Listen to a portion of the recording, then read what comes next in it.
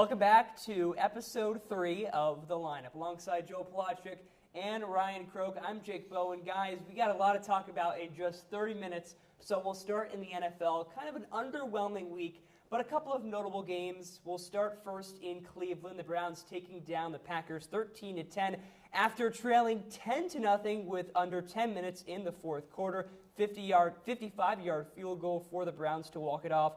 Ryan, what was your takeaway? Well, I'll start with the comeback because they trailed with, like you said, 10-0 with the final 3 minutes and 38 seconds left in the game, and the Browns scored 13 points in that time frame to end up winning. It's the first time they've done it in franchise history. It's the first time it's been done in the NFL since 2011. So not a result we see often, and understandably so. 13 points in under 4 minutes is pretty ridiculous. And I think there's a tendency to, I guess, look at this and say the Packers are not a legit team. And I think you can look at that and say, hey, maybe they're not a legit team. I am no less confident in Green Bay after this than I was going in. Maybe that's a crazy take. I think they're still the best team in the NFC. I still think that right now they have as good of a Super Bowl argument as anybody in the league right now. That defense is unbelievable. And it's all going to come down to if Jordan Love can protect the football or not. We saw that in this game, and that's why they ended up losing. I think if he can do a better job of protecting the football, they're going to be in a great spot. I completely agree with you, Ryan. I don't think this is super reflective of the Packers' potential. I don't think of them less. I think they beat themselves more than the Browns beat them. You look, Jordan Love had a terrible interception, which set them up with a short field, and the blocked field goal gave them a short field as well. Yep. It was kind of just a total collapse and just unprecedented for the Packers. Yeah, Myles Garrett looked phenomenal, too. He was absolutely stellar. I think he's the best defensive player in the world right now. I don't think there's anybody touching him. He looked so good in this game. The amount of pressures he got on Love, unbelievable on the end. Yeah, I want to raise the question, though. Cleveland's offense wasn't good. Joe Flacco, through the first 2 weeks, 210 yards per game, 2 touchdowns to 4 interceptions. Joel, they've got 2 young guys, Dillon Gabriel and Shedeur Sanders. The Giants are starting Jackson Dart now in week 4. What do you think Cleveland should do at the quarterback position? What do I think they should do? You're asking me to pick right now. I am. I have to go with Dillon Gabriel.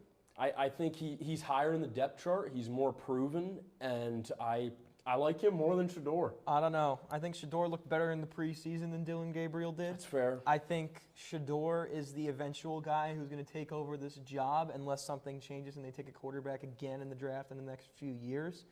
But I don't think it's time to start a rookie quarterback. I'm not a fan of the Giants starting Dart headed into week 3. I think it's way too early. And I think it'd be even more early for the Browns to start the guy into that spot, especially right now. Right. I think Shedeur has the higher ceiling, definitely.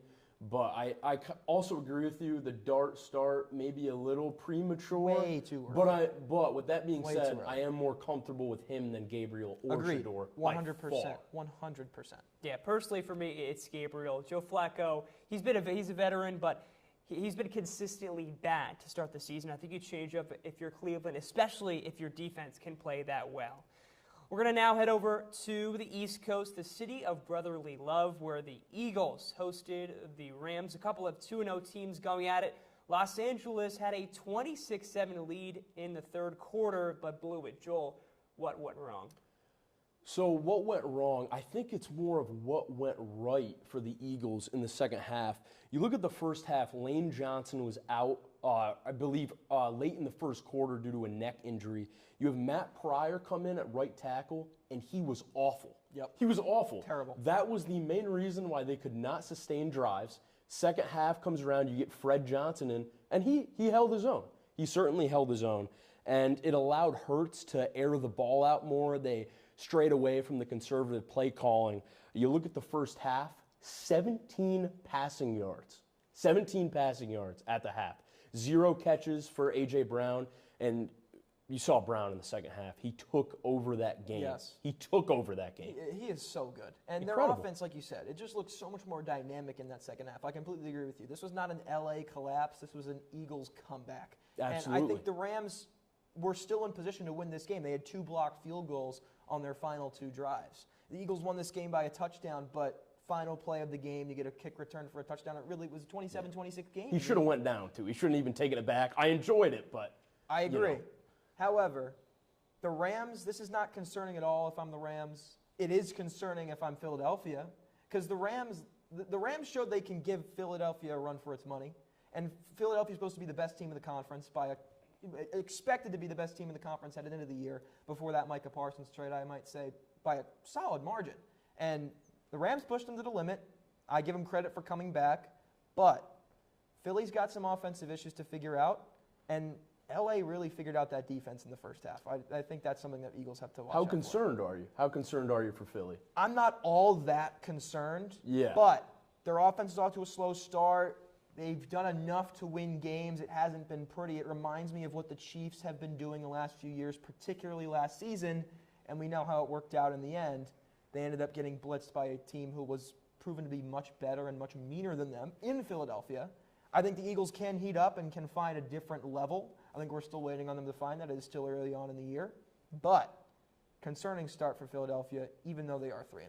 Yeah, you mentioned not pretty, Ryan. The Eagles' offense, 6th fewest yards on offense per game, and they rank 18th in defense, in total defense. That's not something you see from a 3-0 team, but as the Chiefs did last year, they're finding ways to win games. That's all that matters, and with a team like Philadelphia and the coaching staff they have, the players they have, they can really be a team to figure it out. But right now, it's good for Philadelphia starting I will 3-0. say I don't rule out LA as a contender in the NFC. They can easily come out of the NFC as a Super Bowl champion, as a Super Bowl team. Puka looks great. He's been awesome. He killed the Eagles defense. Yes, he's been unbelievable. We'll finish up in Baltimore. The Ravens started 1-2 last year. They're starting 1-2 this year after their 38-30 defeat to the Detroit Lions on Monday Night Football. Ryan, after that rough Week 1 start from the Lions, they've kind of bounced back in their last 2 weeks. What did I say after that Week 1 start? I said they were going to be just fine, and that's exactly how it looks right now. I still think Green Bay is the best team in that division. It's their division to lose, but Detroit looks as good as ever. Their offense looks phenomenal after that sloppy Week 1, and, Ben Johnson, who? That's what they're saying up in Detroit right now. They've been unbelievable. They bullied the Ravens yesterday, who are known for bullying teams. Jahmyr Gibbs and David Montgomery combined for 263 yards and 4 touchdowns from scrimmage yesterday. That's unfathomable if you're a Ravens team that is known for bullying other teams, particularly on the defensive end. This Ravens team's defense is horrid. It is horrid. They can't defend anybody. I get that they've played 2 of the best offenses in the league, probably the 2 best offenses in the league in Buffalo and Detroit, but they've allowed nearly 40 to both of them, and they do not look good. Lamar needs some serious help. And what about Derrick Henry? He has not been himself these last 2 weeks. Week 1, he had 18 carries for 170 yards and 2 touchdowns, 9.4 yards per carry, Joel. Weeks 2 and 3, 23 carries, 73 yards, and 1 touchdown. 3.2 yards per carry. 3 fumbles. He's not playing. He's fumbled in all 3 games. Yep. I don't know what's going on with him, but they need to get their act together seriously and fast. Well, Ryan, you talk about the sloppy Week 1 from the Lions. They played such a complete game this week. They were 3 for 3 on 4th downs, 0 turnovers, and the big stat for me, they allowed 0 sacks while getting to Lamar 7 times. And you mentioned the run game. They had over 200 yards passing and rushing. Just such a complete game from Detroit. Yeah, you mentioned, Ryan, Baltimore's run defense. It was poor on Monday, and it's been poor this season.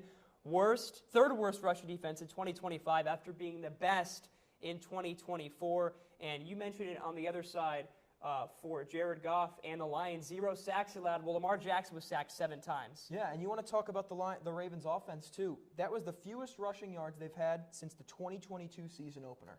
Wow. This is a team that has been known to run the ball down your throat, and they didn't do any of it. Didn't do any of it. They look rough, and they have Kansas City on the road this week.